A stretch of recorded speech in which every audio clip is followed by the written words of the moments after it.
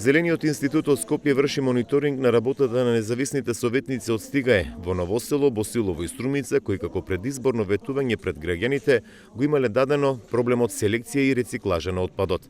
Станува збор за проект реформа на изборните процеси, финансиран од швајцарската влада и ИФЕС, меѓународниот фонд за избори.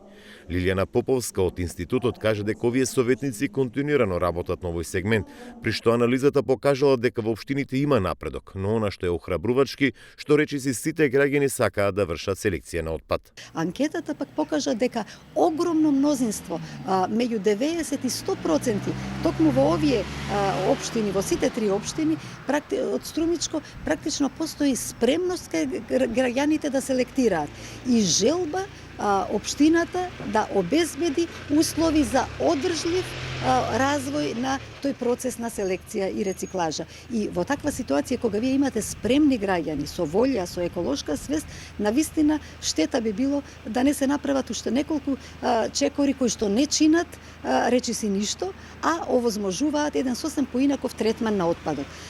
Како што кажа Поповска, во тој поглед најмногу резултати има Босилово, која на повеќе локации постави канти за селекција на отпадот, а минатата година низ повеќе активности го едуцираше населението за селекција. Таа потсети дека годинава сите општини ќе мора да ја најдат економски оператор, постапувач со селектираниот отпад и тврди дека општините ќе мора посериозно да посветат внимание на овој проблем. Што ги спречува?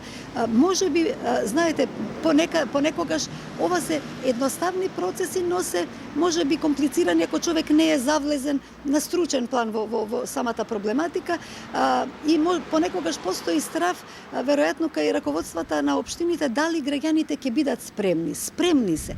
Токму тоа анкетата го покажа и ние сакаме да ги охрабриме општинските раководства да тргнат посериозно во овој процес, бидејќи ова е конечно и законска обврска, дека општината мора, секоја општина во 2023 година мора да склучи договор со постапувач за селектиран отпад. Поповска смета дека ако заживе овој процес, ќе се намали и аерозагадувањето, бидејќи на едно место се депонира сиот отпад на депонија, кој потоа или се пали или се потрупува, а дел од отпадот може да се искористи како суровина за други економски процеси.